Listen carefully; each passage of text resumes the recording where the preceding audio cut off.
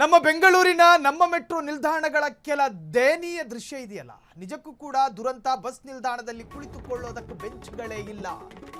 ಬೆಂಗಳೂರಿನ ನಮ್ಮ ಮೆಟ್ರೋ ನಿಲ್ದಾಣಗಳ ಕೆಳಗೆ ದಯನೀಯ ದೃಶ್ಯ. ಬಸ್ ನಿಲ್ದಾಣದಲ್ಲಿ ಕುಳಿತುಕೊಳ್ಳೋದಕ್ಕೆ ಬೆಂಚ್ಗಳೇ ಇಲ್ಲ. ಗಂಟೆಗಟ್ಟಲೆ ನಿಂತೆ ಕಾಯುವ ಅನಿವಾರ್ಯತೆಯಲ್ಲಿ ಪ್ರಯಾಣಿಕರು ನಮ್ಮ ಕರ್ಮ ಅಂತೇಳಿ ನಿಂತ್ಕತ್ತಿದ್ದಾರೆ. ವೃದ್ಧರಿದ್ದಾರೆ, ಪುಟ್ಟ ಮಕ್ಕಳನ್ನ ಹೊತ್ತ ಮಹಿಳೆಯರು ಪರದಾಡ್ತಿದ್ದಾರೆ. ರಾಜಾಜಿನಗರದಲ್ಲಿ ಗಂಟೆಗಟ್ಟಲೆ ನಿಂತುಕೊಳ್ಳಬೇಕಾದ ದಯನೀಯ ಪರಿಸ್ಥಿತಿ ನಮ್ಮ ಜನರದ್ದು. ರಾಜಾಜಿನಗರ ಮೆಟ್ರೋ ನಿಲ್ದಾಣದ ಕೆಳಗಡೆ ಪ್ರಯಾಣಿಕರ ಸಂಕಷ್ಟ ಹೇಳೋನು ಇಲ್ಲ, ಕೇಳೋರು ಇಲ್ಲ. ಧೂಳು ಮತ್ತು ಅಸ್ವಚ್ಛತೆಯ ನಡುವೆ ಪ್ರಯಾಣಿಕರ ನರಳಾಟ. ಕೋಟಿ ಕೋಟಿ ಖರ್ಚು ಮಾಡಿದ್ರು ಮೂಲಭೂತ ಸೌಕರ್ಯಗಳ ಕೊರತೆ. ಸಾರ್ವಜನಿಕರ ಆಕ್ರೋಶಕ್ಕೆ ಕವಡೆ ಕಾಸಿನ ಕಿಮ್ಮತ್ತು ನೀಡದ ಅಧಿಕಾರಿಗಳು. ಬಿಎಂಟಿಸಿ ಅಧಿಕಾರಿಗಳ ನಿರ್ಲಕ್ಷ್ಯಕ್ಕೆ ತೀವ್ರ ಆಕ್ರೋಶಗಳು. ಸ್ಥಳೀಯ ಶಾಸಕರು ಕೂಡಲೇ ಗಮನ ಹರಿಸಬೇಕೆಂದು ಪ್ರಯಾಣಿಕರ ಆಗ್ರಹ. ತಕ್ಷಣ ಆಸನದ ವ್ಯವಸ್ಥೆ ಕಲ್ಪಿಸುವಂತೆ ಸಾರ್ವಜನಿಕರ ಒತ್ತಾಯ. ಎಕ್ಸಲೆಂಟ್ ಟ್ಯಾಕ್ಸ್ ಪೇಯರ್ ಇರುವ ನಮ್ಮ ರಾಜ್ಯ ಬಿಎಂಟಿಸಿಯಲ್ಲಿ ಒಂದು ಎಂಡಿನೂ ನೇಮಕ ಮಾಡಿ, ಆ ಎಂಡಿಗೊಂದು ಕ್ಯಾಬಿನೂ ಕೊಟ್ಟು 360 ಡಿಗ್ರಿ ತಿರುಗೋ ಚೇರು ಕೊಟ್ಟು ಪುಣ್ಯಾತ್ಮ ಅಕ್ರಮ್ ಪಾಷಾನ್ ಕೂರಿಸೋರು. ಆದರೆ ಮನುಷ್ಯನಿಗೆ ಬೇಕಾಗಿರುವ ಮೂಲಭೂತ ಸೌಕರ್ಯ ಇಲ್ಲದೆ ಇರೋ ಕಿತ್ತೋಗಿರೋ ಬಸ್ ಸ್ಟಾಪ್, ಕೂತ್ಕೊಳ್ಳೋದಕ್ಕೆ ಚೇರ್ ಇಲ್ವಂತೆ. ತುಂಬು ಗರ್ಭಿಣಿ ಹೆಣ್ಣು ಮಕ್ಕಳು ಹೊಟ್ಟೆಯಲ್ಲಿರುವ ಕೂಸಿನ ಭಾರವನ್ನು ಹೊತ್ಕೊಂಡು ಎಷ್ಟು ಹೊತ್ತು ಅಂತ ನಿಲ್ಲೋದಕ್ಕೆ ಸಾಧ್ಯ? ಒಂದ್ಸತಿ ಆ ಎಮ್ ಡಿ ನಿಲ್ಲಿಸ್ಬೇಕಲ್ಲಿ, ಒಂದು ಅರ್ಧ ಗಂಟೆ ನಿಂತ್ಕೋ ಪುಣ್ಯಾತ್ಮ ಅಂತ. ಜನರು ಪರದಾಟ ನೋಡಿ ದೃಶ್ಯವನ್ನು ಗಮನಿಸ್ತಾ ಇದ್ದೀವಿ. ರಾಜಾಜಿನಗರ ಮೆಟ್ರೋ ಸ್ಟೇಷನ್ ಕೆಳಭಾಗ ಈಗ ನಾವಿದ್ದೀವಿ. ಇಲ್ಲಿ ಗಮನಿಸ್ತಾ ಇರ್ಬೋದು, ಮೆಜೆಸ್ಟಿಕ್ಕಿಂದ ಈಗ ನೇರವಾಗಿ ಸಾಕಷ್ಟು ಜಿಲ್ಲೆಗೆ ಹೋಗುವಂಥ ಕಲ್ಪಿಸುವಂಥ ಮುಖ್ಯ ರಸ್ತೆಯಲ್ಲಿದ್ದೀವಿ. ಈಗ ದಿನನಿತ್ಯ ಪ್ರಯಾಣಿಕರಿಗೆ ಈಗ ನರಕ ಯಾತನೆ ಅನುಭವಿಸುವಂತಹ ಪರಿಸ್ಥಿತಿ ಕೂಡ ನಿರ್ಮಾಣ ಆಗಿದೆ. ಈ ಕೇವಲ ಇಲ್ಲೊಂದು ಕೂತ್ಕೊಳ್ಳುವಂತಹ ಒಂದು 4 ಬೆಂಚ್ಗಳಿಲ್ಲ, ಒಂದು ಸಾಕಷ್ಟು ಈಗ ತೊಂದರೆಯನ್ನು ಅನುಭವಿಸ್ತಾ ಇದ್ದಾರೆ. ಇಲ್ಲಿನ ಒಂದು ಪ್ರಯಾಣಿಕರ ದಿನನಿತ್ಯಾಗಿ ಒಂದು ಬೇರೆ ಬೇರೆ ಭಾಗಗಳಲ್ಲಿ ಜಿಲ್ಲೆಗೆ ಹೋಗುವಂಥ ಪ್ರಯಾಣಿಕರು ದಿನನಿತ್ಯ ಒಂದು ನರಕಯಾತನ ಪರಿಸ್ಥಿತಿ ಕೂಡ ಬಂದಿದೆ. ಯಾಕಂತಂದರೆ ಇಷ್ಟು ದೊಡ್ಡ ಒಂದು ಬೃಹತ್ ಬೆಂಗಳೂರು ನಗರದಲ್ಲಿ ಬ್ರ್ಯಾಂಡ್ ಬೆಂಗಳೂರು ಅಂತ ಕರೆಸಿಕೊಳ್ಳುವಂಥ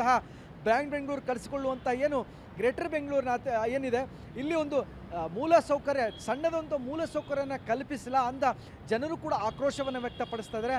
ಅವ್ರ ಬಗ್ಗೆ ಯಾವ ರೀತಿಯಾಗಿ ತೊಂದರೆಯನ್ನು ಅನುಭವಿಸ್ತಾ ಇದ್ದಾರೆ ಇವನ್ನೆಲ್ಲವನ್ನೂ ಕೂಡ ಅವ್ರನ್ನ ಮಾತಾಡಿಸ್ತಾ ಹೋಗೋಣ. ಯಾಕಂತಂದರೆ ಇದು ರಾಜಾಜಿನಗರ ಮೆಟ್ರೋ ಸ್ಟೇಷನ್ ಕೆಳಗಡೆ ಮುಂಭಾಗ ಅಂತಂದರೆ ಸಾಕಷ್ಟು ಪ್ರಯಾಣಿಕರು ಓಡಾಡುವಂತಹ, ನೂರಾರು ಬಸ್ಗಳು ಓಡಾಡುವಂತಹ ಒಂದು ಬೃಹತ್ ದಟ್ಟನಿರುವಂತಹ ಜಾಗ. ಈ ಜಾಗದಲ್ಲಿ ದಿನನಿತ್ಯ ಪ್ರಯಾಣಿಕರು ನಿಂತ್ಕೊಳ್ಳುವಂತಹ ಪರಿಸ್ಥಿತಿ ಬಂದರೆ ಸಿಕ್ಕಾಪಟ್ಟೆ ಧೂಳುಮಯ ಆದಂತಹ ಈ ರಾಜಾಜಿನಗರ ಮೆಟ್ರೋ ಸ್ಟೇಷನ್ ಕಡೆ ಒಂದು ಪ್ರಯಾಣಿಕರು ಅನುಭವಿಸ್ತಾ ಇದ್ದಾರೆ. ಅವರು ನರಕ ಯಾತನೆ ಏನು ಅನ್ನುವಂಥದ್ದು ನೇರವಾಗಿ ಪ್ರಯಾಣಿಕರ ಜೊತೆ ಮಾತನಾಡಿಸ್ತಾನೆ ಬನ್ನಿ.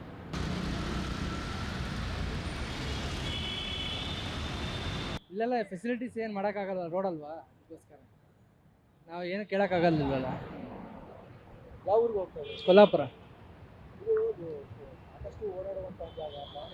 ಇದು ರೋಡಲ್ವಾ, ಎಲ್ಲಿ ಕೂತ್ಕೊಳ್ಳೋಕೆ ಜಾಗ ಎಲ್ಲಿದೆ? ಎಲ್ಲಿ ಸರ್, ಇಲ್ಲಿ ಜಾಗನೇ ಇಲ್ವಲ್ಲ, ಎಲ್ಲಿ ಮಾಡೋಕ್ಕಾಗುತ್ತೆ? ಯಾರನ್ನು ಕೇಳೋಕ್ಕಾಗುತ್ತೆ ಸರ್? ಯಾರು ಮಾಡ್ತಾರೆ? ಸೌಕರ್ಯ ಮಾಡಿಕೊಟ್ರೆ ಚೆನ್ನಾಗಿರುತ್ತೆ ಸರ್. ಎಲ್ರಿಗೂ ಧೂಳು ಕುತ್ಕೊಳ್ಳೋಕ್ಕೆ ಏನಾದರೂ ವ್ಯವಸ್ಥೆ ಮಾಡಿಕೊಟ್ರೆ ಎಲ್ಲರೂ ಕುತ್ಕೊತಾರೆ ಕೂಡ. ತುಂಬ ಬಸ್ ಬರೋದು ಲೇಟ್ ಆದರೂ ಕೂಡ ಕಾಯಕ್ಕೆ ಅನುಕೂಲ ಆಗಿರುತ್ತೆ. India is full of problems, sir. Unless and until we get down to the earth and we don't find any solution, we cannot. ಧೂಲ್ ಇದೆ. ಮತ್ತು ಪ್ರತಿ ಗೌರ್ಮೆಂಟಿಗೆ ನಾವು ಏನಾರೇ ಹೋಪ್ ಮಾಡ್ತೀವಿ, but everybody is the same. Unless and until we don't criticize them and we don't question them, nothing is going to work. So we have to keep questioning the government. Either maybe it be BJP or maybe it be the Congress, any government. We have to think of the people. ಓಡಾಡ್ತಾರೆ, ಎಲ್ಲರೂ ಓಡಾಡ್ತಾರೆ. ದೂರದಿಂದ bench ಹಾಕೋದಿಲ್ಲ. ಹೌದು ಸರಿ. ಇಲ್ಲಿಂದ ಮಹಾರಾಷ್ಟ್ರಕ್ಕೆ ಹೋಗ್ತಾರೆ, ಮಹಾರಾಷ್ಟ್ರದಿಂದ ಇಲ್ಲಿ ಬರ್ತಾರೆ, ಬೆಂಚ್ ಇಲ್ಲ. ಅದು ಮತ್ತು metro, Bengaluru metro, even in the metropolitan city we are facing such kind of problems. The government has to think of the people, at least not about the youngsters, but age ಆದವ್ರ ಬಗ್ಗೆ ಯೋಚನೆ ಮಾಡಬೇಕು. जो age Insaan high उसके लिए तो सोचना चाहिए. ಏನಾದರೂ ಫೆಸಿಲಿಟೀಸ್ ಕೊಡಬೇಕು ಗೌರ್ಮೆಂಟ್ ಅವರು. ಯಾಕಂದರೆ ತುಂಬ ಏಜ್ ಪರ್ಸನ್ಸ್ ಎಲ್ಲ ಬರ್ತಾರೆ. ಆಮೇಲೆ ಬಸ್ಗಳು ಎಲ್ಲಿ ನಿಲ್ಲುತ್ತೆ ಅನ್ನೋದೂ ನಮಗೆ ಗೊತ್ತಿರಲ್ಲ. ಒಂದೊಂದ್ಸತಿ ಅಲ್ಲಿ ಹಿಂದೆ ಹೋಗಿ ನಿಲ್ಲುತ್ತೆ, ಒಂದೊಂದ್ಸತಿ ಫುಲ್ ಮುಂದೆ ಹೋಗುತ್ತೆ. ಸೊ ಒಬ್ಬರೇ ಗರ್ಲ್ಸ್ ಎಲ್ಲ ಬಂದರೆ ಗೊತ್ತಾಗಲ್ಲ, ಕುತ್ಕೊಳಂಗೆ ಜಾಗ ಇರಲ್ಲ. ಎಷ್ಟೊತ್ತು ನಿಲ್ಬೇಕು, ಇವಾಗ 1/2 hour ಮುಂದೆ ಬರುತ್ತೆ, 1/2 hour ಹಂಗೆ ನಿಂತ್ಕೋಬೇಕು, ಇಲ್ಲ ಕೂರ್ಬೇಕು. ಧೂಳಿದೆ. That's the thing. ನೋಡಿದ್ರಲ್ಲ ವೀಕ್ಷಕರೇ, ಇದು ರಾಜಾಜಿನಗರ ಮೆಟ್ರೋ ಸ್ಟೇಷನ್ ಕೆಳಭಾಗದಲ್ಲಿರ್ತಕ್ಕಂಥ ಪ್ರಯಾಣಿಕರ ಒಂದು ಬೇಸರದ ಮಾತು, ಅದರ ಜೊತೆ ಆಕ್ರೋಶದ ಮಾತು ಅಂತಾನೆ ಹೇಳ್ಬೋದು. ಇಂತಹ ಒಂದು ಬೃಹತ್ ಬೆಂಗಳೂರು ಮಹಾನಗರ ಪಾಲಿಕೆ, ಗ್ರೇಟರ್ ಬೆಂಗಳೂರು ಅಂತ ಕರೆಸ್ಕೊಳ್ಳೋ, ಬ್ರ್ಯಾಂಡ್ ಬೆಂಗಳೂರು ಅಂತ ಕರೆಸ್ಕೊಳ್ಳುವಂತಹ ರಾಜಾಜಿನಗರ ಒಂದು ಮೆಟ್ರೋ ಸ್ಟೇಷನ್ ಕೆಳಗೆ ಒಂದು ಸಣ್ಣ ಪುಟ್ಟ ಒಂದು ಮೂಲಭೂತ ಸೌಕರ್ಯಗಳನ್ನ ಒದಗಿಸದೇ ಇರೋದು ನಿಜಕ್ಕೂ ಕೂಡ ದುರಂತ ಅಂತ ಹೇಳ್ಬೋದು. ಪ್ರಯಾಣಿಕರಿಗೆ ಅದು ದೊಡ್ಡ ಕಿರಿಕಿರಿ ಆಗ್ತಾ ಇರುವಂಥದ್ದು. ಈಗ ನಮ್ಮ ಫ್ರೀಡಮ್ ಟಿವಿ ಜೊತೆ ಈಗಾಗಲೇ ತಮ್ಮ ಆಕ್ರೋಶವನ್ನು ವ್ಯಕ್ತಪಡಿಸಿದ್ರು. ಅದ್ರ ಜೊತೆ ಇಲ್ಲಿನ ಈ ಭಾಗದ ಒಂದು ಸ್ಥಳೀಯ ಶಾಸಕರುಗಳು ಇದನ್ನ ಗಮನ ಹರಿಸಿ, ಪಾಲಿಕೆ ಅಧಿಕಾರಿಗಳು ಇದನ್ನೆಲ್ಲವನ್ನು ಗಮನ ಹರಿಸಿ ಇಂಥ ಸಣ್ಣ ಪುಟ್ಟ ಒಂದು ಮೂಲಭೂತ ಸೌಕರ್ಯಗಳನ್ನ ಇಲ್ಲಿ ಕಲ್ಪಿಸ್ಕೊಡ್ಬೇಕು. ಯಾಕಂದ್ರೆ ಇಲ್ಲಂತಂದ್ರೆ ಇದು ಬ್ರ್ಯಾಂಡ್ ಬೆಂಗಳೂರು ಅಂತ ಕರೆಸ್ಕೊಳ್ತಾ ಇದೆ. ಯಾಕಂತಂದ್ರೆ ಧೂಳಿನ ಬೆಂಗಳೂರು ಅಂತ ಕರೆಸ್ಕೊಳ್ಬಾರ್ದು. ಯಾಕಂತಂದ್ರೆ ಇಂತಹ ದೊಡ್ಡ ಕನಸನ್ನು ಇಟ್ಕೊಂಡಿರುವಂತಹ ಬ್ರ್ಯಾಂಡ್ ಬೆಂಗಳೂರಿಗೆ ಇದು ಒಂದು ಸಣ್ಣ ಪುಟ್ಟ ಒಂದು ಮೂಲ ಸೌಕರ್ಯದಿಂದ ಪ್ರಯಾಣಿಕರಿಗೆ ಇನ್ನಷ್ಟು ಒಂದು ಹೆಚ್ಚಿಗೆ ಒಂದು ಸೌಲಭ್ಯಗಳನ್ನು ಕಲ್ಪಿಸೋದ್ರ ಜೊತೆಗೆ ಒಂದು ಪ್ರಯಾಣಿಕರಿಗೆ ಸೂಕ್ತವಾದಂಥ ಒಂದು ವ್ಯವಸ್ಥೆಯನ್ನು ಕಲ್ಪಿಸ್ಬೇಕು. ಇಂಥ ಒಂದು ಸಣ್ಣ ಒಂದು ಮೂಲ ಸೌಕರ್ಯಗಳನ್ನು ಕಲ್ಪಿಸದೇ ಇತ್ತಂದರೆ ಬ್ರ್ಯಾಂಡ್ ಬೆಂಗಳೂರು ಅಂತ ಕರೆಸ್ಕೊಳ್ಳೋದು ನಿಜಕ್ಕೂ ಗಲೀಜ್ ಬೆಂಗಳೂರು ಅಂತ ಕಳಿಸ್ಕೊಳ್ಳೋದು ಅನುಮಾನವೇ ಇಲ್ಲ. ಇನ್ನೇನಂತಂದರೆ ಈ ಭಾಗದ ಸ್ಥಳೀಯ ಜನಪ್ರತಿನಿಧಿಗಳು, ಶಾಸಕರುಗಳಾಗಿರ್ಬೋದು, ಅಕ್ಕಪಕ್ಕ ಶಾಸಕರಿಗೆ ಹೇಳಿದ್ರೆ ರಾಜಾಜಿನಗರ ಆಗಿರ್ಬೋದು, ಮಹಾಲಕ್ಷ್ಮಿ ಲೇಔಟ್ ಶಾಸಕರುಗಳಾಗಿರ್ಬೋದು, ಇವರಿಬ್ಬರು ಗಮನ ಹರಿಸಿ ಇಲ್ಲಿರ್ತಕ್ಕಂಥ ಒಂದು ಸಣ್ಣ ಒಂದು ಮೂಲ ಸೌಕರ್ಯಗಳನ್ನು ಪಾಲಿಕೆ ಅಧಿಕಾರಿಗಳು ಇವನ್ನೆಲ್ಲವನ್ನು ಗಮನ ಹರಿಸಿ ಒಂದು ವ್ಯವಸ್ಥೆಯನ್ನು ಕಲ್ಪಿಸಬೇಕು ಕೊಡಬೇಕು ಅನ್ನೋ ಫ್ರೀಡಮ್ ಟಿವಿ ಆಗ್ರಹವೂ ಕೂಡ. ಕ್ಯಾಮರಾ ಪರ್ಸನ್ ರಾಜು ಜೊತೆ ರೋಹನ್ ಹಿರೇಮಠ್, ಫ್ರೀಡಮ್ ಟಿವಿ, ಬೆಂಗಳೂರು. ಈ ಸಮಸ್ಯೆಯನ್ನ ಬಗೆಹರಿಸೋದು ಇಲಾಖೆಯ ಜವಾಬ್ದಾರಿ, ಸಂಬಂಧಪಟ್ಟಂತ ವ್ಯಕ್ತಿಗಳ ಜವಾಬ್ದಾರಿ.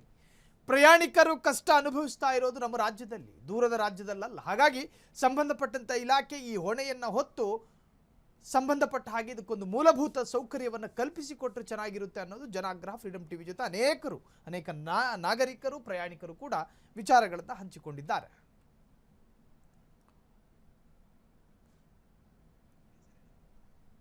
ಸೊ ಇದು ಬೆಂಗಳೂರಿನ ಕೇವಲ ಒಂದು ಪ್ರದೇಶದ ಸಮಸ್ಯೆ ಅಲ್ಲ. ಬೆಂಗಳೂರಿನ ಬೇರೆ ಬೇರೆ ಭಾಗಗಳಲ್ಲೂ ಕೂಡ ಬಸ್ ನಿಲ್ದಾಣಗಳಿರೋದಿಲ್ಲ.